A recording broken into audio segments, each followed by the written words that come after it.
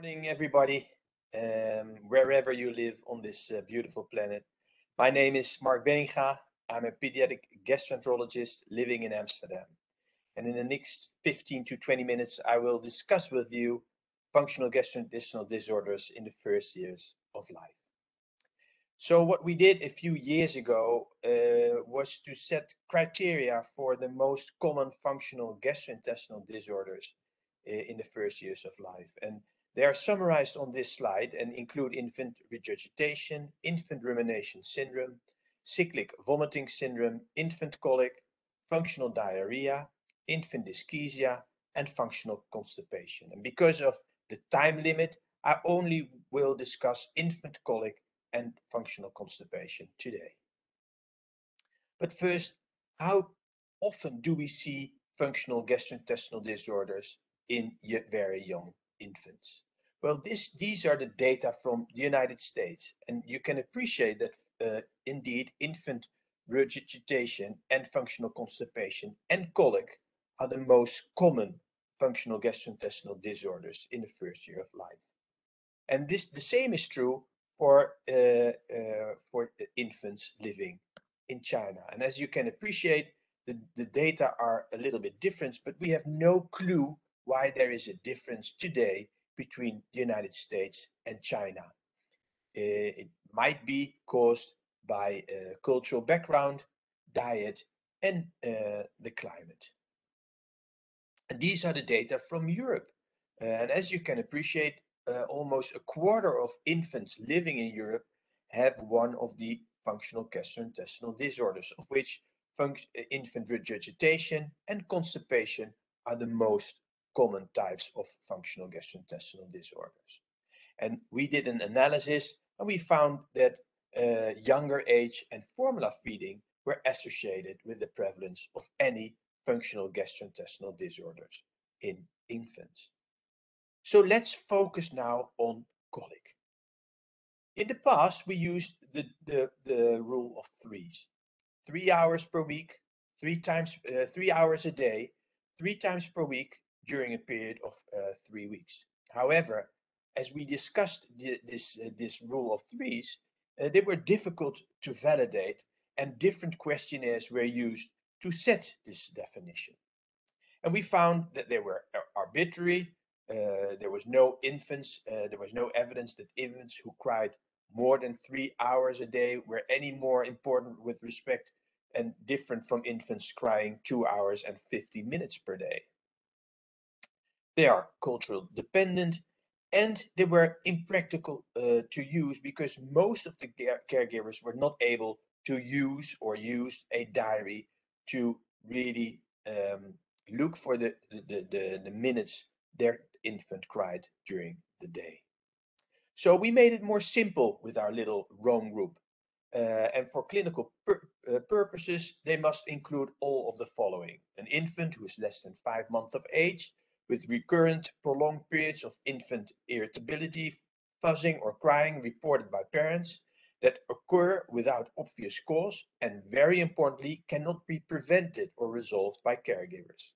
And very important for our group is that there's no evidence for an organic cause for infant colic, like failure to thrive, fever, or ill health.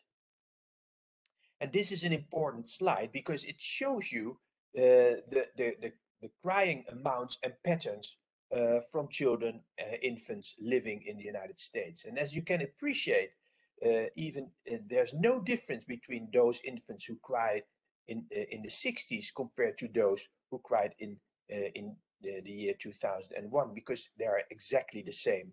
And as you can see, the peak of crying is after 6 weeks, and in most children, it disappears after 3 months of life. But of course, parents are worried, and we as doctors need to know if the crying has an organic or a functional cause. So if the symptoms are less than 5 months of life and there is prolonged crying or fuzzing, we do need a good history and physical examination. And listed in the yellow box, you can find the red flags like failure to thrive, fever or illness, maternal drug ingestion, etc., etc. And if so, then we have to screen for anatomical, metabolic, infectious causes of crying, but also look for allergy, neurological abnormalities, and behavioral abnormalities. But the truth is that less than 5% of all these crying babies do have an organic cause of their crying. And in most of these children, it's caused by a urinary tract infection. So in summary, more than 95 of the infants who have a prolonged crying have no organic cause for their crying, and that's what we call infant colic. And as you know, there are two schools of thought.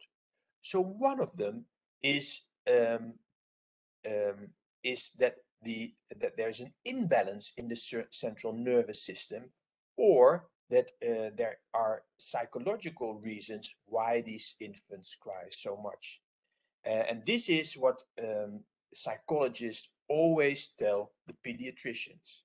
However, if you ask some pediatricians, then it might be that gastrointestinal causes for crying can be involved as well, like gastroesophageal reflux disease, excessive intestinal gas, or in some cases, allergy might be associated with the crying. And there is a large debate about the microbiome of these babies.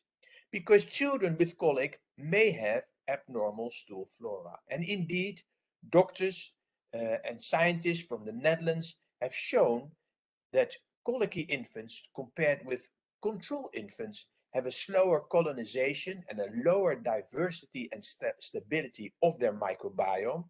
There are specific species who have less butyrate producing bacteria, and there is an increase in proteobacteria, including species promoting inflammation. And there is a lower number of lactobacilli and bifidobacteria, including species with anti-inflammatory effects. So this paper from the Netherlands shows that indeed in colicky infants, it might be that the microbiome of these babies is different compared to healthy control infants. However, if you look at this systematic review, then there is no clear evidence that probiotics are more effective than placebo at preventing infantile colic. However, daily crying time appeared to reduce with probiotic use compared to placebo. These strains had no adverse effects. So the question now is, whom shall we treat? The infants, the parents, or both? Well, we do know, if you look at functional gastrointestinal disorders and family function, that there is a large difference for families with heavy criers if you compare these with control. The interaction was less optimal or dysfunctional if you compare both parents and the child, between fathers, the infants in particular, and between the parents of these heavy criers. So indeed, crying has a big impact on family function. So what are the treatments today for infantile colic? This slide summarizes the different interventions, and as you can appreciate, dietetic interventions and the use of a specific strain, Lactobacillus reuteri, has been tested best in these infants. So therefore, I just summarize the literature for you, looking at the effect of Lactobacillus reuteri. There have been several trials involving infants with colic, and all studies showed that the probiotic group has showed less crying and or fuzzing time at all time points if you compare the use of this strain and a placebo. And the probiotic group twice as likely as placebo to experience treatment success at all time points. However, it has to be highlighted that those children who were breastfed had a higher effect of this specific strain than those children who received formula.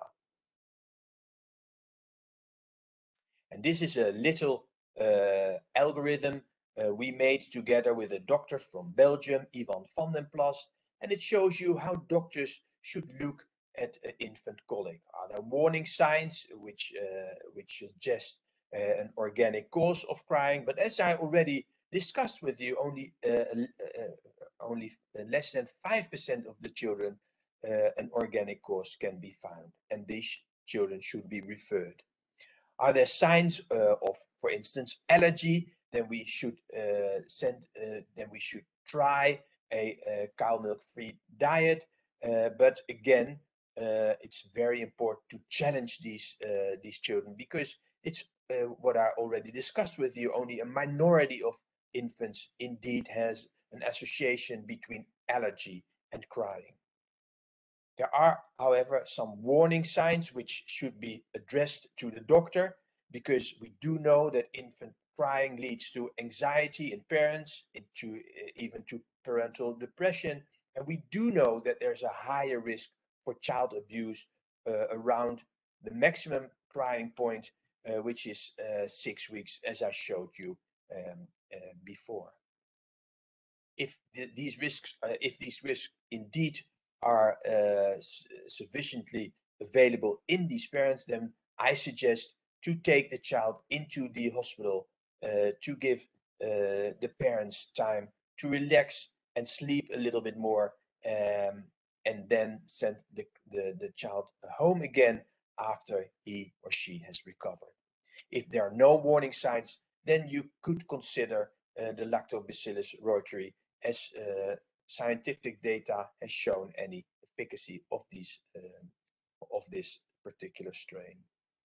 Then let's go over to defecation disorders. We do have to know as parents that the bowel frequency in young children varies, and as you can appreciate from this slide, in the first weeks of life, the defecation frequency is significantly higher than when children reach the age of 3 years of age. And as you can see, then at the age of 3 years of age, the defecation frequency is almost similar to what we have as defecation frequency as adults, which is a defecation frequency of 3 times per week to 3 times per day.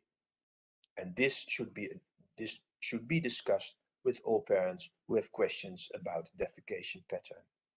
What we also know is that children who are who are breastfed have a more frequent and more softer stools compared to infants who are bottle fed.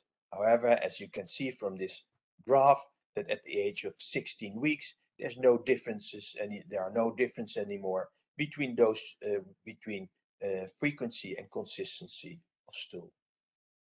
So if doctors do a very good medical history, do physical examination, and use a bowel diary, then as in children with colic, more than 90% of these children have a functional defecation disorder, of which the majority of these children fulfill the criteria of constipation. And only in a very small minority we can find very rare diseases like anal achalasia or infant dyschezia, because of time limits, I have no time to discuss these two entities in detail. So this is the definition for constipation in infants and toddlers. In summary, it's infrequent, hard, and painful stools in children, and at the physical examination, you might find a large stool either in the abdomen or in the rectum. And of course, in toddlers, we have to make a difference between those children who are toilet trained and who are not. The prevalence, as in colic, is very high. The pool prevalence worldwide is approximately 10%, and there's no difference between those children living in the eastern part of the world compared to the western part of the world. So what about treatment? Well, many parents and doctors start to give their child olive oil. And olive oil, which you might know, consists of fat, the triglycerides, and they are almost completely absorbed in the small intestine. And except for children with malabsorption, these fats do not reach the colon to exert a laxative effect. So at the end of the day, you have a baby who is fatter than other babies, but still don't defecate. So there's no reason to add olive oil to the formula. Of course, doctors sometimes use mineral oil, but it's forbidden to take this drug before the age of 2 because of side effects. What's new? Well, there are infant formula now with high levels of lactose and magnesium, and they improve the frequency and consistency of stools. And this is a recent trial which shows that indeed magnesium-rich formula, if you compare this with the control formula, is more effective than the control formula at day 7, and these success rates sustain till day 29. However, more studies and more better studies are necessary to really know the additional effect of magnesium in formulas for babies with constipation. What about drugs? Well, polyethylene glycol is the first choice for children with constipation, and we are very glad that a recent large systematic review showed that polyethylene glycol is also very effective in very young children, as shown on this slide, and there were only transient side effects like diarrhea and abdominal pain. So this study suggests that it's safe and effective to use polyethylene glycol in very young children. So again, I show you a little algorithm where we first define constipation in young children. We look for warning signs which might be suggestive of Hirschsprung's disease. But again, and I want to highlight this, less than 5% of all children have an organic cause for constipation.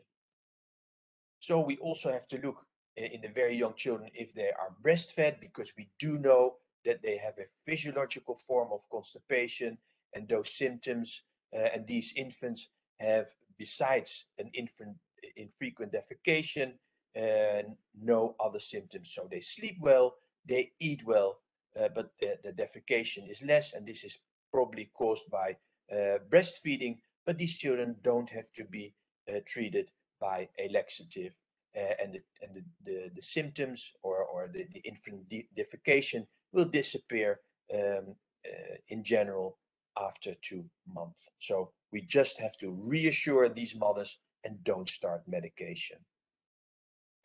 So if reassurance or change in formula feeding has improved the child, then there are no worries. But if not, I suggest to treat these children as soon as possible, because we do know that a wait and see policy of infants with constipation leads to longer symptoms of constipation than compared to those children who are treated immediately. So we do know that if you treat an infant with constipation instantly with a laxative, then after 2 months of treatment, more than 80% of the children are cured from their symptoms. So again, I suggest to use laxatives as soon as you can.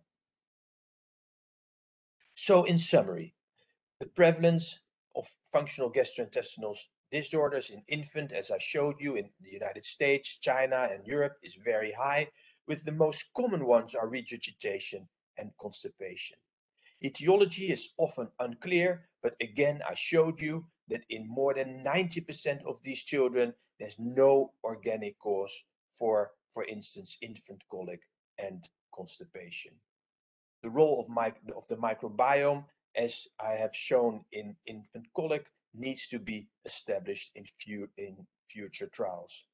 And for all functional gastrointestinal disorders, it's very important that reassurance is the first step of our treatment, because we do know that in the majority of children, the symptoms like regurgitation or colic disappear in the first year of life without any treatment.